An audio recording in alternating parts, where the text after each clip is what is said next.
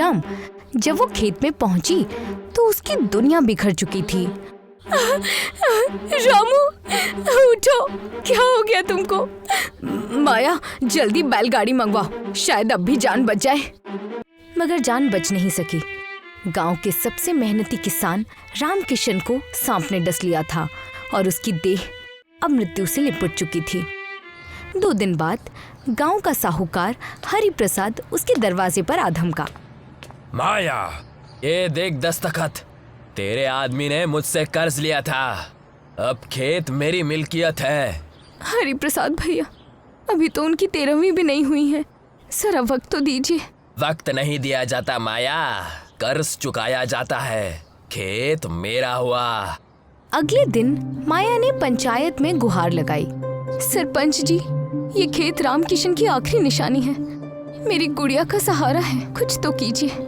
माया, दस्तावेज कानूनी है और हरि प्रसाद कस्बे का सबसे बड़ा लेनदार है, हम चाहकर भी कुछ नहीं कर सकते।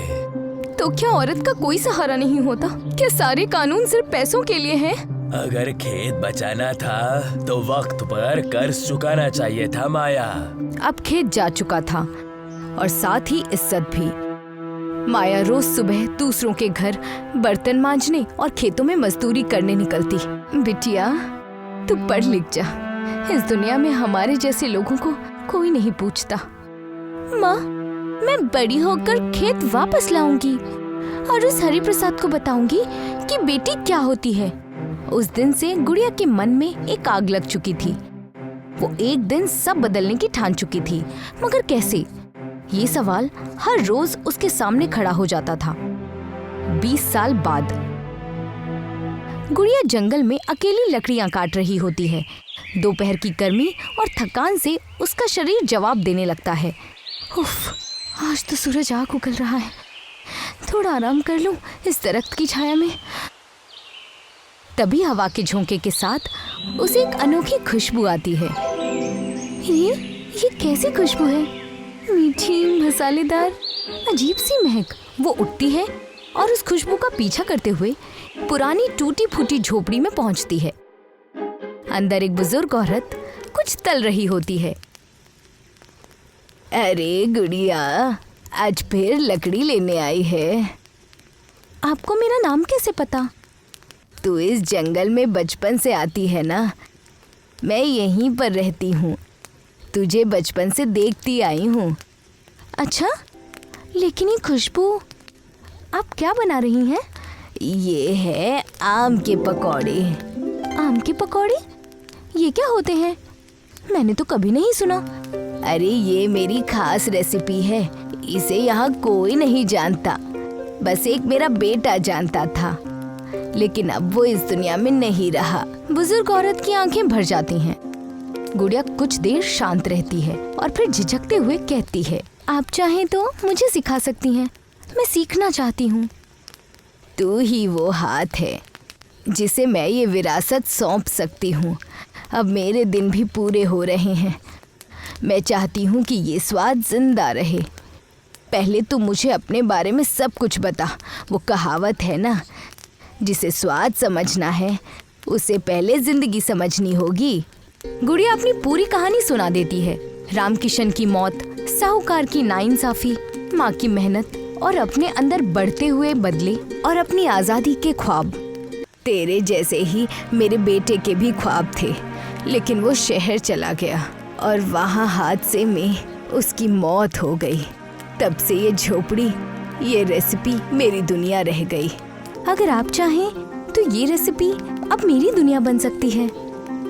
तो सुन बेटी, अब जरा ध्यान से सुन, ये आम पकौड़े यूं ही नहीं बनते। और वो रेसिपी समझाने लगती है।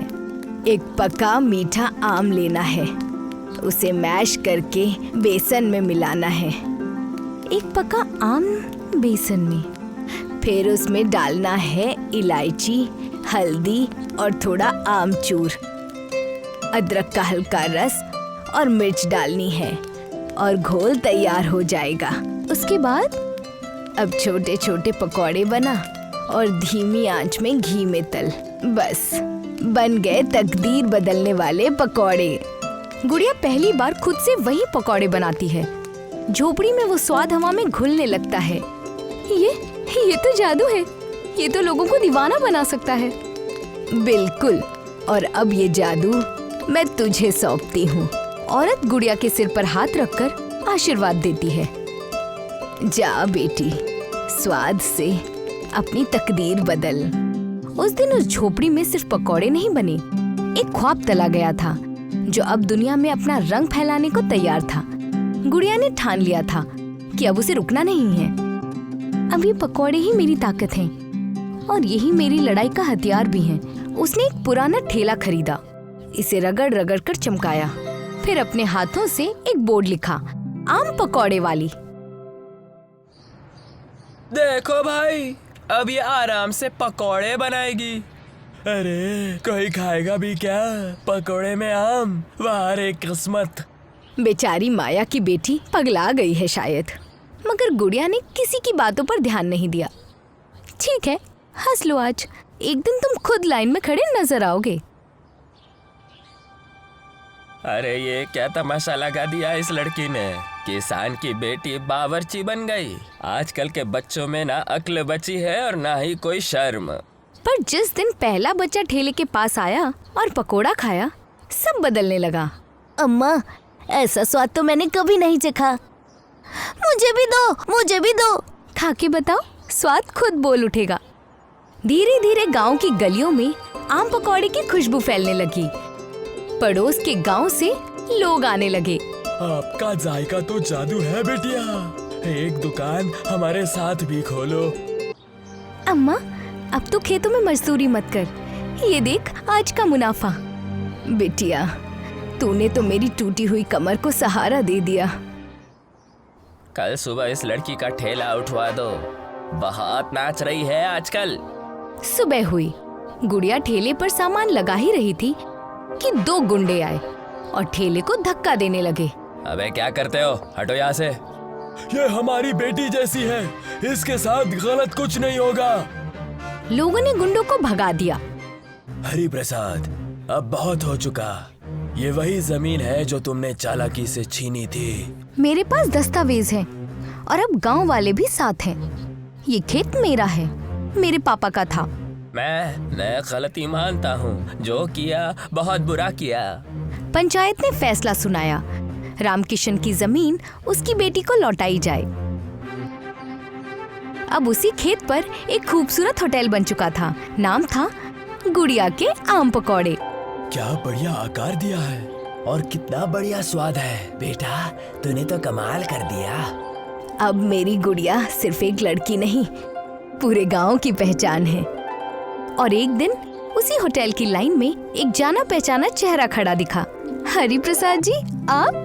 बेटा, एक आम पकोड़े देना। सुना है बहुत जायकेदार है। स्वाद तो है, क्योंकि ये इज्जत से परोसा जाता है। गुड़िया ने अपने पापा